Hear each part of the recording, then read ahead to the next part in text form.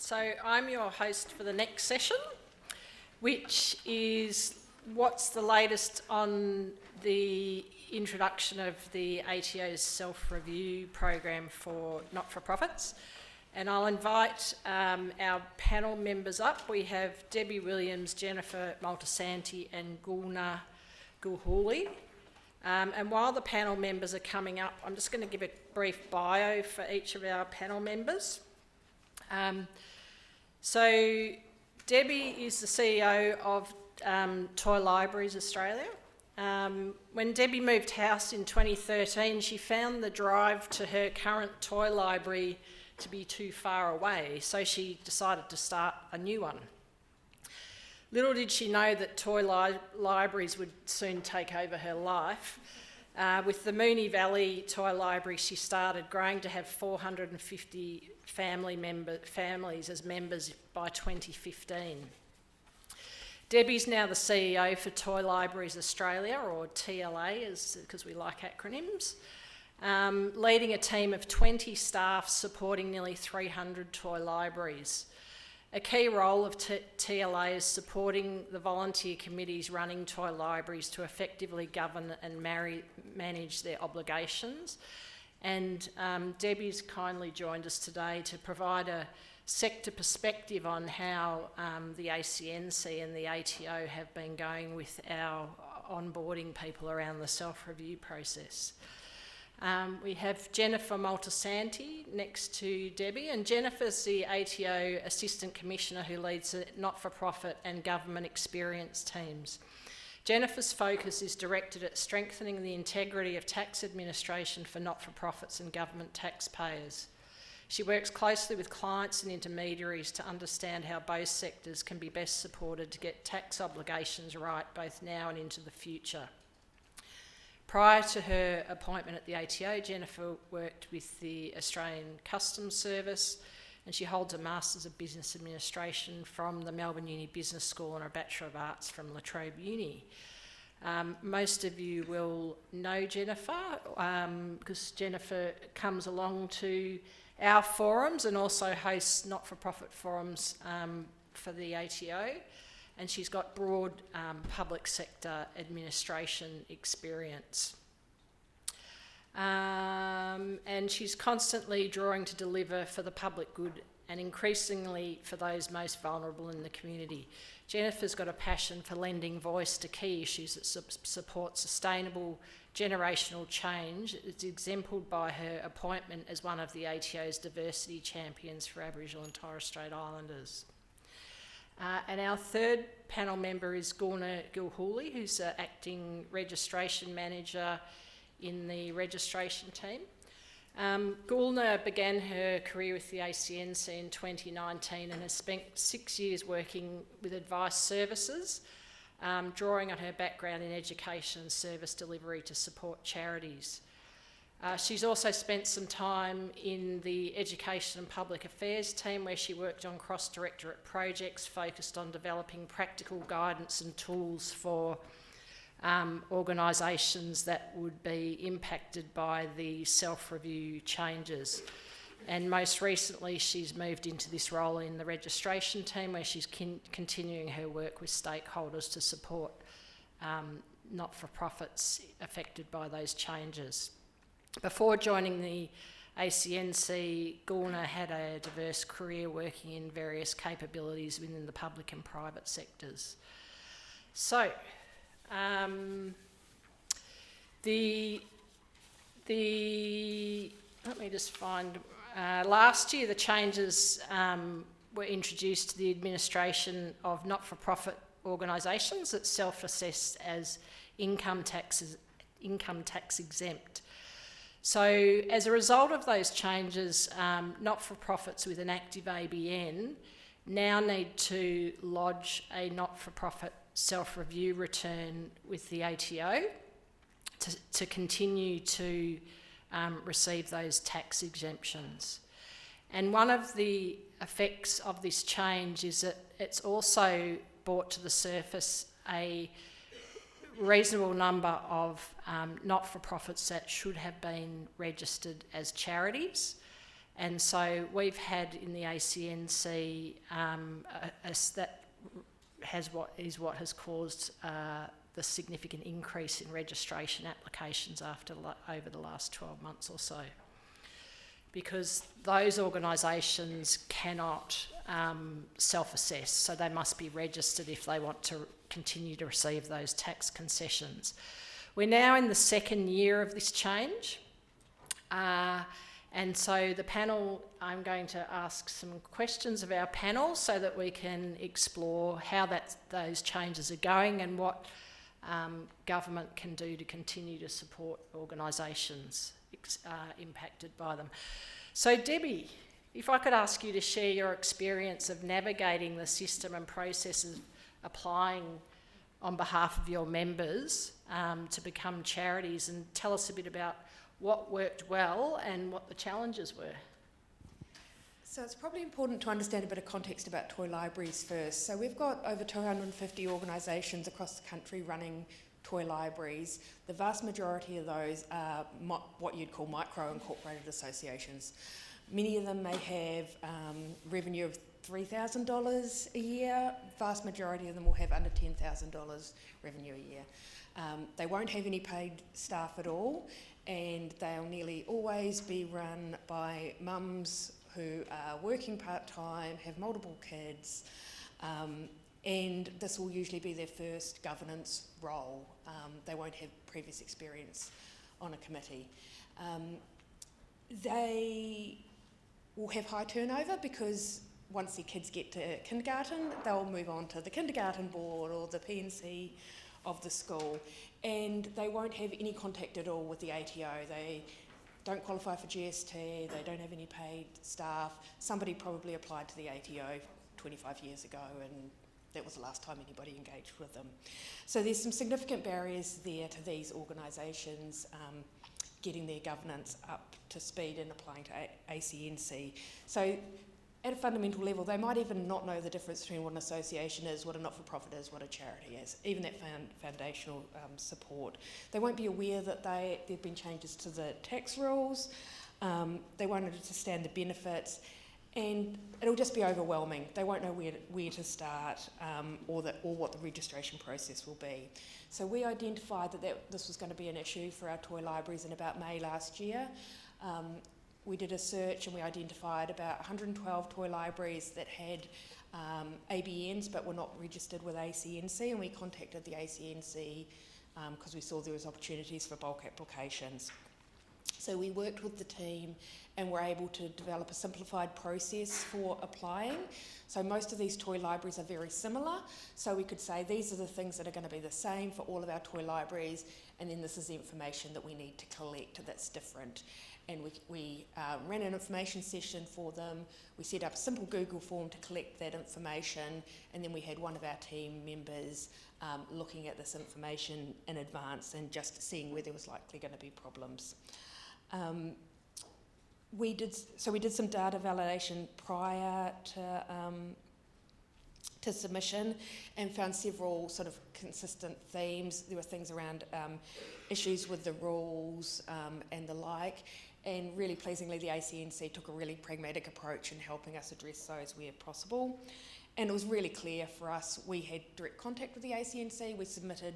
We were submitting bulk spreadsheets once a quarter, and they were being processed quite simply, and we weren't getting very many at all sort of questions coming back.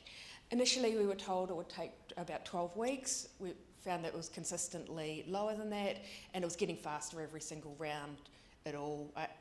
Once we knew what we were doing, and ACNC knew what they were getting from us as well. And so, yeah, we were really successful in getting over 50 of our toy libraries registered. So we've still got about the same amount again who aren't at the moment. But there's some systemic challenges that we see. So maintaining the governance documents up to date is a real challenge. It's a lot of work for these toy libraries to understand what they need to do around that. As we mentioned a few times, authorised people will be changed, and there'll be inconsistencies between what the state regulator has, what the ATO has and what they'll be applying for with the ACNC, and contact details will invariably be wrong. They'll be in a shared space, they don't have a physical mailing address. The mail from the ATO will be going to somebody who was on the committee 15 years ago and will be going straight in the mail and not getting to anybody. The email address might be personal email address, the phone number will be wrong. So it's a real challenge to get in contact with these people, but we can do that. So we had a really good experience, and some of the tour laborers are actually excited about being able to get it all up to date, because they can see now that they've got more opportunities for grants, they've got less paperwork to do, and they've got less costs. So it is a win for them to do it, and it wasn't as much work as they thought. Thanks, Debbie. Having been at the ACNC long enough to remember what it was like when we first set up, there's great echoes here of onboarding charities when the ACNC was established, and I'd just like to make the point about how much value peak bodies that will work with their members and us on this sort of thing really add to processes and making it. We can simplify the terminology and explain it to them in ways that make sense to them, but that you won't necessarily know what the challenges or barriers are. Yeah, so thank you. Jennifer, my next question is for you. Could you please tell us if there's any learnings from feedback from the sector about the introduction of the self-review that you could share with us, please? Good morning. Is that on? Yeah. Good morning, and thank you for having me. And I would like to acknowledge that I'm on Wurundjeri land, and acknowledge the Wurundjeri people of the Kulin Nation, as well as any Aboriginal and Torres Strait Islander people that may be present today.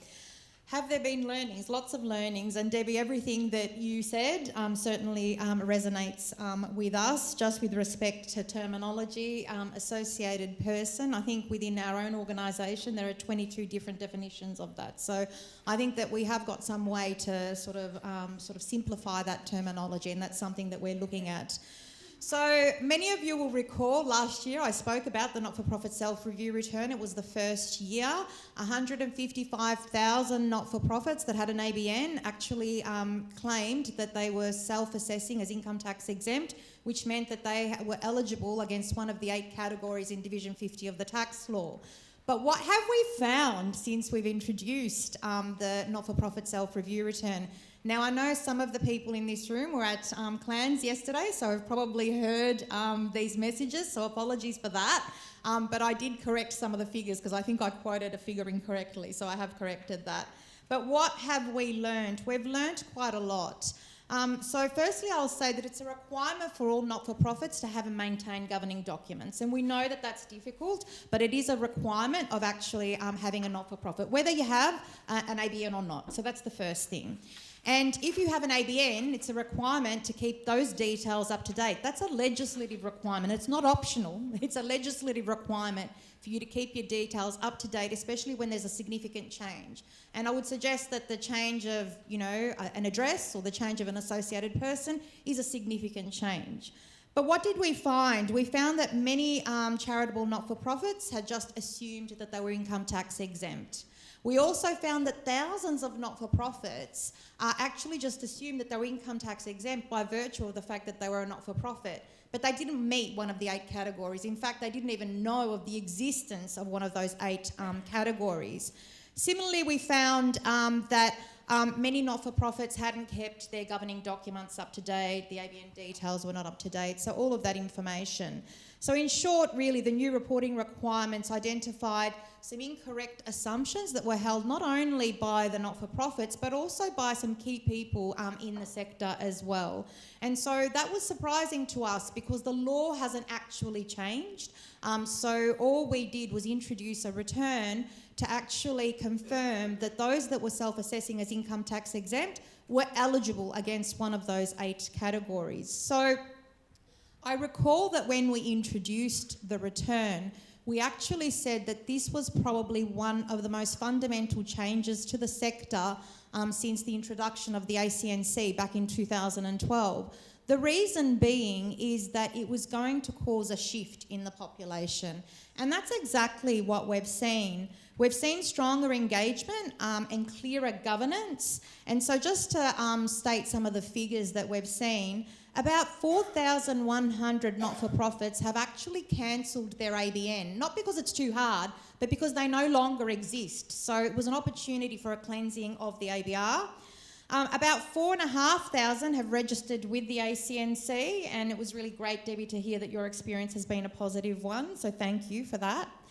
About 1,100 not-for-profits have lodged a non-lodgement advice. So these are taxable not-for-profits, and they've worked out that their taxable income is less than that $416 concessional threshold, and they don't need to lodge an income tax return. They can lodge a non-lodgement advice. And we made that into a pro forma to make it easier for these not-for-profits. And about 850 not-for-profits have lodged income tax returns as well. So you can see then that there's been quite a big shift. Oh, and I should have probably mentioned that about 32,000 not-for-profits have actually lodged the not-for-profit self-review return. But if you look at the fact that 32,000 have lodged the return, you might sort of say, oh, well, that's not a lot. 32,000 out of a potential 155,000, which is about 20%. But the real picture is the shift that has occurred as a result. And with any new obligation, you'd expect to see a few years before the population starts to settle. So we'll continue to support not-for-profits through navigating these changes over the next few years. So I might pause there, Rachel. Thanks, Jennifer. Gordon, the next question's for you. Could you tell us what support the ACNC provides to not-for-profits that are eligible for charity registration but have not yet registered? Thank you, Rachel, and good morning, everyone. So we continue to have a multi-pronged approach to providing support to those NFPs who have not yet registered. And this is because we want to keep in mind the diverse needs of the charity applicants.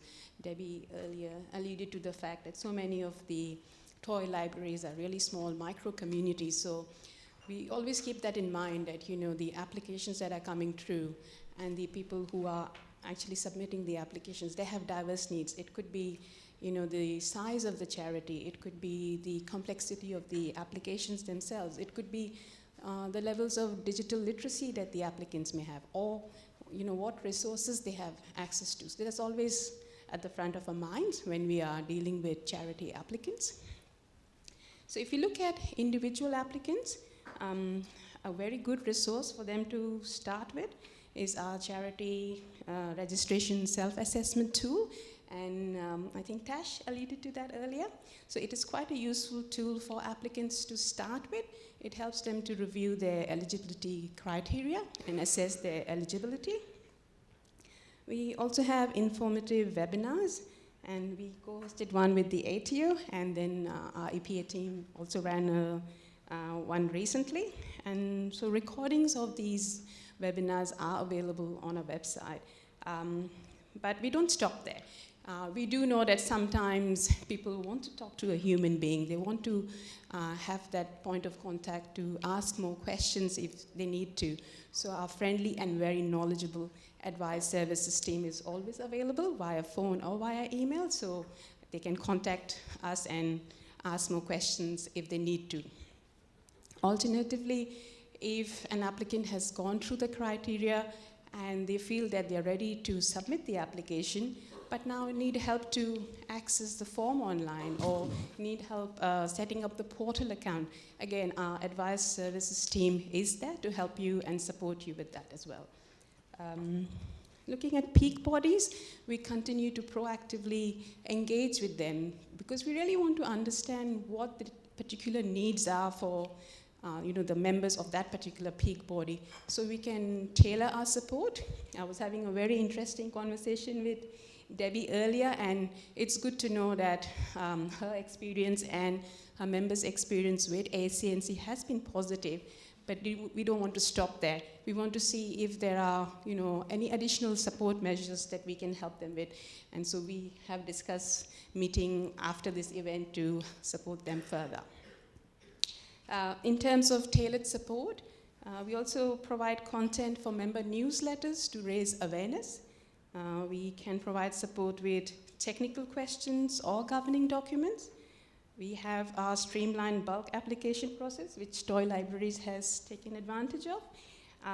I do want to say this may not be the right option for every applicant.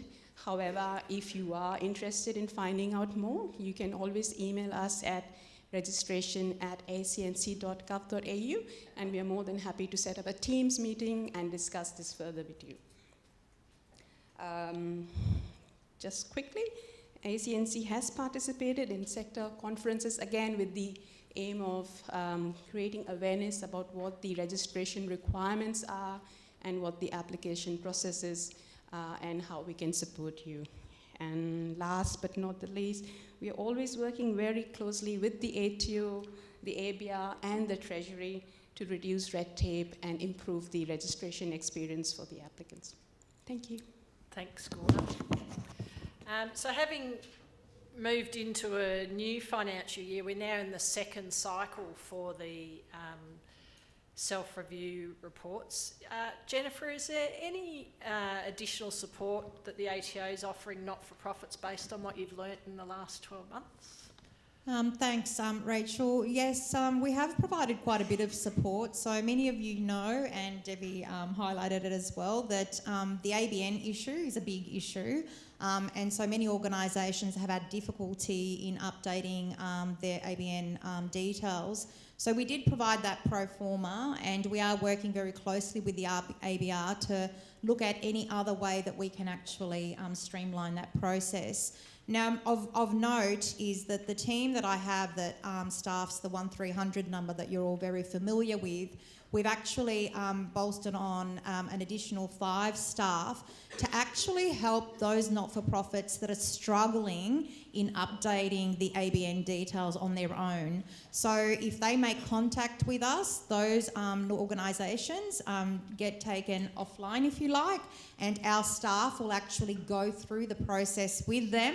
And so we're successfully onboarding the details and also doing that digital onboarding for them. So that's one of the things we've done.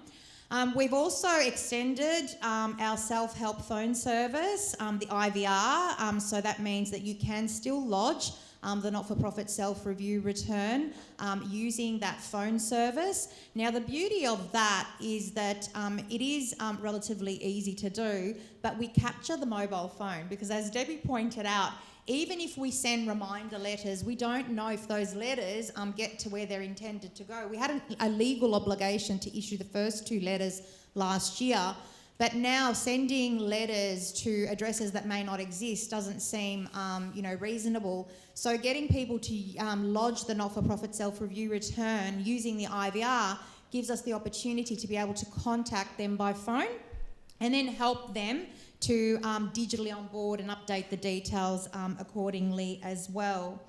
The other things that we've done is that in that first year, where the return wasn't lodged last year for the 23-24 financial year, we haven't imposed penalties, but we have said to the sector that it is really important that not-for-profits start turning their mind to this new obligation.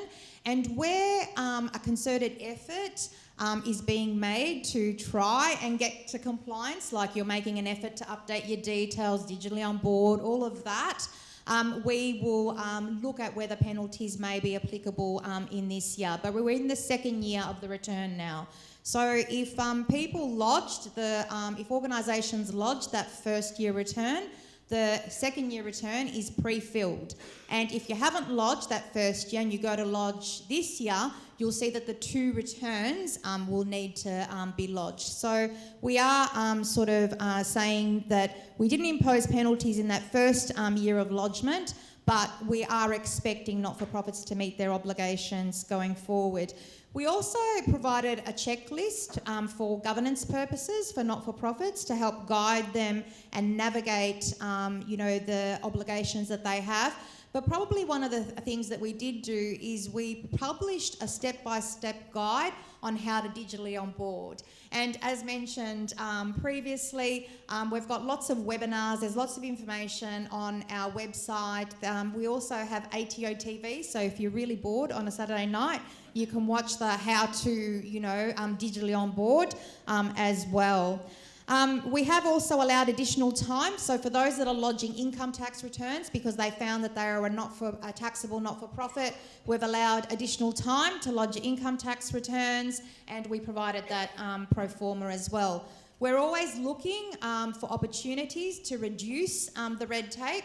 So if there are any systemic issues that you want to sort of let me know about, I'm very receptive to hearing about them. Thanks, Jennifer. And I think I've just received a note from my boss, so I can't ignore it, that we've got a lot of questions. So I'm going to hold the questions I was going to ask you so we can take some audience questions. Thanks, Rachel. So question for Gulnaar. If a charity is registered and has already provided all the information to the ACNC, do they then need to self-assess against these reforms? No. No, yeah, so that's probably a question for me. So just to be very clear, and I think I said this last year, if you are a registered charity with the ACNC, these new reporting requirements do not apply to you. And I think it goes back to the basic fundamentals of the law. There are only two pathways to income tax exemption. One is that you're registered with the ACNC as a charity and endorsed by the ATO for income tax exemption.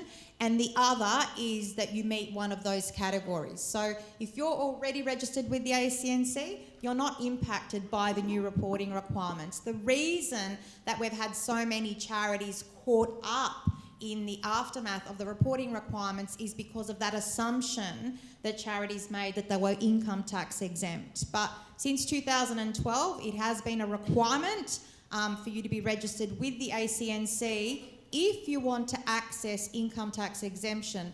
Now, it should be also borne in mind that once you're registered with the ACNC, you not only get income tax exemption, you also get significant concessions with respect to GST, if you're registered for GST, and also FBT. So there are lots of concessions that you get by being registered with the ACNC. And if you're not registered with the ACNC, you are taxable and you'd need to lodge an income tax return. Thanks, Jennifer. Thanks, Jennifer. That actually does lead to the next question. So what would an NFP need to do while it is currently waiting for the ACNC to assess its charity registration? Look, at this point, I would say that an organisation that is waiting for ACNC to register it as a charity doesn't need to do anything. So we would be able to see that and certainly make inquiries. So, for example, if that organisation is worried about, it incurring penalties or anything of that nature, no, we would waive those penalties because they're in the process of doing something about ensuring that their taxable status is the correct one. Thanks, Jennifer. You're very popular, by the way. So another question for you is, you did briefly mention the 1300 number that the ATO offers. Can you just provide that full number for the people viewing online? That's a test. I knew that. That's 1300 130 248. So my staff are off. You passed. Great job. So this is a unique phone service that is provided by the ATO just for not-for-profits and their representatives. So you don't go through to our normal call centre. You actually get a response from one of my 18 staff in Parramatta. So they're in New South Wales and they're all dedicated not-for-profit sort of specialists. And the wait time is about 1.5 minutes. We track that very closely and we got over 14,000 calls to that number last year. Sometimes the calls are really simple, but sometimes they're a bit more complex and detailed. Thanks, Jennifer. And a question for Debbie. I'm asking for a friend. How do we find toy libraries? Thank you for asking. If you go to toylibraries.org.au, there's a Find a Toy Library service on there. Oh, fabulous. They might have thought I planted the question, but I definitely didn't. And probably just in the interest of time, if I can ask all of you, what would your key message be to entities that need to submit a self-review? I don't know about submitting a self-review, but I think for our organisations, getting that ACNC charity status is the easiest thing they can do because it's going to save them time and money in the long run.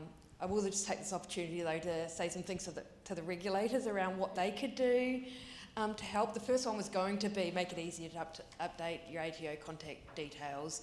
Some of our smartest people have taken years because once that chain of contact is lost, it's very difficult to re-establish, so we'll be following that up.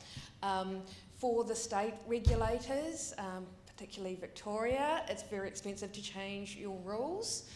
So if these small charities are doing their best to try and apply it to be a charity, but they need to update their rules, that can be a barrier.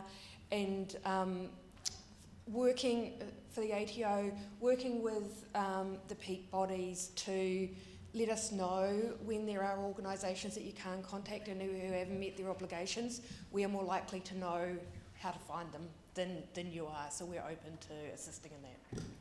Thanks, Debbie. Jen?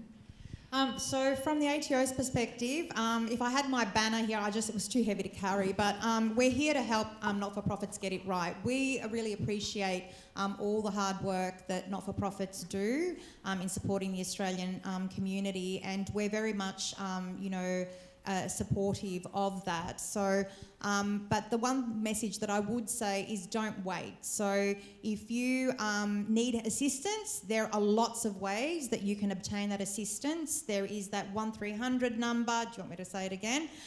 Or our website, you can watch videos, there are fact sheets. You can send me an email directly. A lot of not-for-profits, I mean, you might laugh, but I publish my email address as well as my phone number, and I have to say people are very respectful with respect to contacting me, but if you've tried every other way to get support and you're not getting it, I want to hear about it and we will make sure that that's done. So we are looking at ways to improve the system, and as I said, I'm always very open to hearing about any systemic issues that people have.